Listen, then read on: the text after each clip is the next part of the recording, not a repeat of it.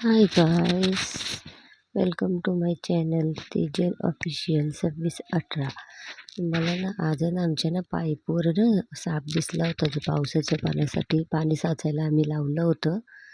आमच्या गॅलरीतले पाणी येत होतं म्हणून मी पाईपांनी एकदम चांगलं टिपाट खाली वगैरे असं मस्तपैकी लावलं. आता ऊन पडलं तर साप तर निघणारच हे माहिती होतं मला. पण एवढं वर साप आमच्या पत्र्याच्या वर पाईप लावले, तिकडं मला साप दिसला नाही. घरात कोणी नव्हतं. घरात मी एकटीच होती. 2 पोरी शाळेत गेल्या होत्या आणि मी आपलं घरातली कामं बिमं उरकत होती आणि जरासा रेस्ट करण्यासाठी म्हणलं जरासं बसून पाणी प्यावं. त्यासाठी मी बाहेर आले. वाऱ्यावर खुर्चीवर बसून मस्त तोंड वर करून पाणी पित होते की मला दिसला साप. मग आता माझी झाली घाबरी, कारण मी सापाला खूप म्हणजे खूप घाबरते. त्यामुळं मग मी साप बघितला तसं गॅस घासायचं राहूनच गेलं माझं. पोरींसाठी ज्यूस करायचं होतं, डोस्याची तयारी करायची होती, सगळं राहून गेलं. मग तसं तर 12 वाजलेच होते आणि पोरी येणार होत्या 1-1:30 वाजेपर्यंत. मग म्हणलं आता काय करावं, सुधरत पण नव्हतं. साप बघितलं आहे, घरातही कोणी नाही आहे आणि जर मी लक्ष नाही ठेवलं जर चुकून ते घरात आलं तर मग काय करावं. तसं सेफ्टी डोअर आणि मेन डोअर दोन्ही पण लावले होते मी. पण तरी पण जरासं थोडंसं डाऊट होतं मला की साप इथे कसं आत येऊ शकतं. आणि त्यात पत्र्यावर पत्रा आहे तर घरले तापतं आमचं. तर आम्ही दिवसभर पोरी शाळेतून आल्यावर त्यांना बाहेर खेळवते जरासा आणि मग खेळून झाल्यावर त्यांचं जेवण वगैरे झाल्यावर त्यांना थोडंसं अर्धा-1 तास झोपवून आणि मग अभ्यासाला बसवत असते. पण आता ते साप बघितल्यावर माझं रुटीनच हललं. मला डोसा करता करताच 1-1:30 वाजले. पोरींना पण आणायचं होतं शाळेतून. पोरींना पण आणलं शाळेतून. डोस्याची तयारी झाली होती आणि मग ते ॲपलचं ज्यूस झालं होतं, सगळं झालं होतं. पण ती सापमुळं माझं काही काम होईना नीट. मला लक्ष लागेना. खेकड्याचं कालवण करायचं होतं, त्यासाठी मसाला पण वाटून झाला होता मस्तपैकी. आणि मला आता बघून यावं जरा साप दिसतोय का. ते साप तर काय मला दिसतच नव्हता. मी ते बघत होते, तर साप दिसत नव्हता.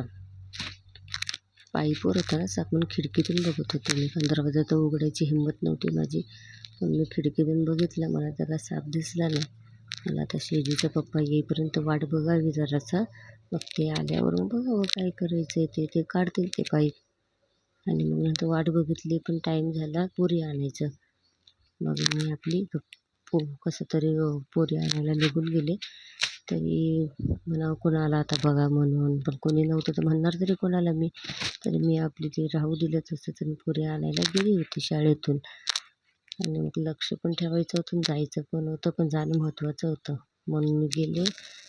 पोरींना आणलं, त्यांचे कपडे चेंज झाले, सगळे झाले. तर TV लावून जरा बसले, दरवाजा लावून घेतला परत दोन्ही आणि मग त्यांना ॲपलचं मिल्कशेक करून दिलं. कोणाकोणाला ॲपलचं मिल्कशेक आवडतं. माझ्या पोरींना लय आवडतं. ते ॲपल खायला कंटाळा करतात. बघा त्या दुधात साई किती जाड आहे, कारण ते ओरिजिनल गाईची दूध आहे. आम्ही काय दूध विकत नाही आणत. आम्हाला जसं घट्ट दुधाचे हे लागतं, कारण आम्हाला त्याचं तूप काढायला लागतं. नंतर आम्ही ओरिजिनल तूप आणि ओरिजिनल दूधच वापरतो घरात. बाहेरचं काही नाही आम्ही आणत. बघा किती जाड आहे. बघा आणि माझा मिल्कशेक तयार. मग सेजूला आवाज दिला, सेजू आली. तिने तिचा कप घेतला, मी बारकीचा कप घेतला आणि आम्ही चाललो आता. आणि माझी बारकी बघा TV कुठं बघते, एवढा पुढं. TVचा स्क्रीन केवढा मोठा आहे आणि ती गेली वर पुढं बघायला. आणि मग ती खुश, तिला लागली होती भूक. त्यामुळे आता ती पण मस्तपैकी एन्जॉय करणार ज्यूस. आणि मग आता दोघींसंग मग मी पण 2 मिनटं बसते, जरा गप्पा मारते. मग टाईम बघत होते मी, कारण बारकीला तेजलला सोडायचं होतं तिच्या आत्याच्या घरी. तिला जायचं होतं, तिच्या आत्याच्या पोरीचा बड्डे होता. मग तिला सोडलं आणि मग तिच्यासंग गप्पा मारल्या मी. तिला आवडलं. ती मला म्हणली छान आहे मम्मा. मग ही तर स्लो मोशनच आहे, हिला कुठलीही कामं द्या हिच्याकडून तर पटपट होत नाही. फक्त अभ्यासात तेवढी फास्ट आहे, बाकी गोष्टी स्लो आहे. मग ती गेली, तेजलला सोडलं. मग सेजूला खायचं होतं मोमोज. मग तिला विचारलं तर ती म्हणली मोमोज खायचे आहे. मग तिला मोमोज खायला नेलं. असा होता आमचा आजचा दिवस.